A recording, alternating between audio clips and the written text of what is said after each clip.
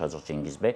Faiq müəllimdən soruşmaq istəyirəm. Faiq müəllim, siz həm Türk dünyasının ictimai fikrini araşdırırsınız, fəlsəfə tarixini araşdırırsınız, əlbəttə ki, bugününü də araşdırırsınız.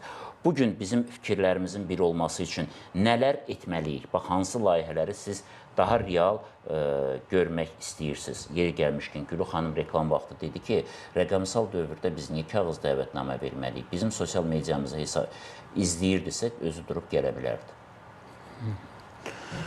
Doğru deyil.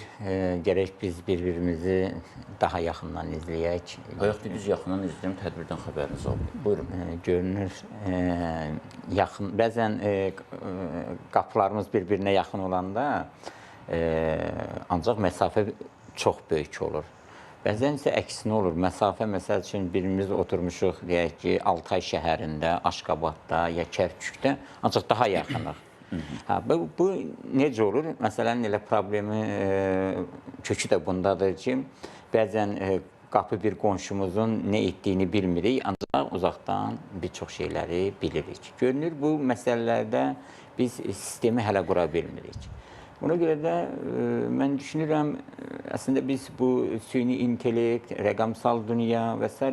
Hələ biz Türk xalqları olaraq bu məsələdə yetərincə bir bazaya malik deyilik.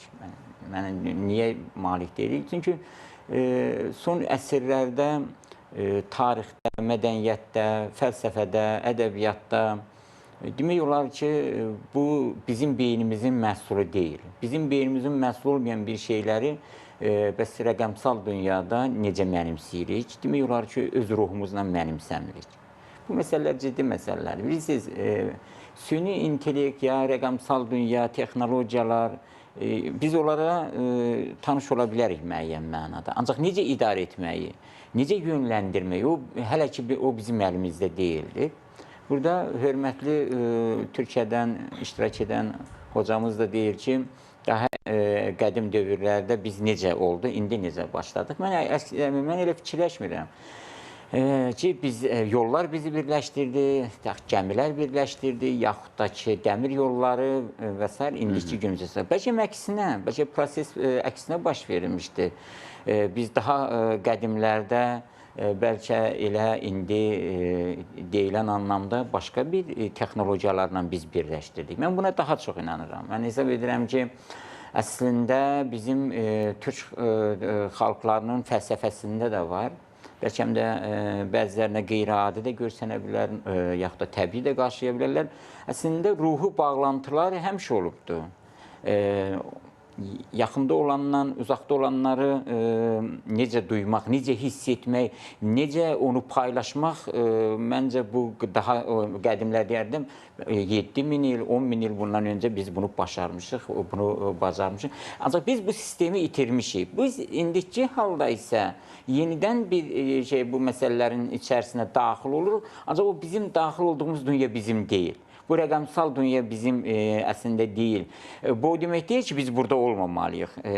Müəyyən bir gerçəkliklər var və biz o gerçəkliklərlə istəsək də, istəməsək də üz-üzəyik. Ancaq mən elə gəlir ki, bu mənim şəxsi fikrimdir. Əvvəllər də demişəm, bir daha deyirəm, Türk ruhunun nə olduğunu, Türk ruhunun, Türk mənəviyyatının, əxlaqının nə olduğunu bilmədən hər hansısa bir rəqəmsal dünyada heç nəyi bacarmayacaq.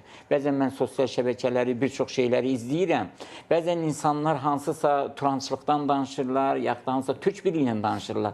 Ancaq bunlar ancaq bir söz yığını, bir şablon, demək olar ki, bir çox şeyləri özündə əks etdirmir. Bax, deyirsiniz, 5000 təşkilat bir araya gəlir. Belə götürdükdə yaxşı səslənir. Ancaq mən əlbəttə heç bir şeyin üzərinə kölgə salmaq istəmirəm. Bütün hallarda müsbət dəyərləndirirəm. Ancaq bu 5000 təşkilatın 5000 rəhbəri varsa, o 5000 rəhbərdən 10-15% sözün həqiqi mənasında türklüyün, türk mahiyyətini dərk edirsə, onda biz uğur qazana biləcəyik. Mənim şəxsi inancıma görə yəni mənim gəldiyim qənaətlərə görə bu 10-15% olsa çox böyük bir şeydir. 5000 təşkilatla, yəni sayla birləşməklə deyil, o 5 kişinin, 5 işi bilən insanın olması çox-çox vacibdir. Həmişə də belə olubdur. Yəni söhbət çoxluqdan getmir. Söhbət işi bilən insanlardan gedir. Bəzən bilirsiniz Elçin bəy, bəzən biz populyar adlar da seçirik təşkilatlarımıza, Türk adı altında. Ancaq bilirsiniz, gerçəklik budur ki, adlarda, yəni adların böyüklüyündə və mahiyyətində deyildir. İşi bilən insanlardadır. Məsələn, mən ola bilsin ki, hər hansısa bir təşkilatım deyək ki, yox da o 5000 təşkilatdır, böyük, yaxşı da səslənir, adına Turan deyirik, böyük bir Türk birliyi deyirik və s. və ilə axır. Ancaq nədir işin, mahiyyəti nədir? Türklüyün o keçmişinin mahiyyətini biz dərk edirikmi? Mən hər halda fikrimi bundan yekunlaşdırmaq istəyirəm ki, mən məhz bu düşüncələrə görə də biz türklükdən yazdıq. Mən çalışıram ki, ümumiyyətlə son dövrlərdə türklüyün mahiyyətini və fəlsəfəsini ortaya qoyam. Ona görə də bu yaxınlarda da inşallah yeni bir kitabımız da nəşr olunacaq. Türk xalqlarının fəlsəfəsi, tarixi, qədim dövr. Mən əsas fikrim və düşüncəm budur ki, biz yeni nəslə, Türk xalqlarına məhz türklüyün fəlsəfəsini və mahiyyətini çatdırmadan böyük adlar altında heç bir şeyə nail olmayacağıq. Mən onu da sizə deyim ki, biz çox gözəl fikirlər səsləndirdik ki, 21-ci əsr Türk əsri olacaqdır, 21-ci əsr Türkün əsridir və s. Ancaq bu sözlərlə deyil, gerçəklik başqa bir şeydir.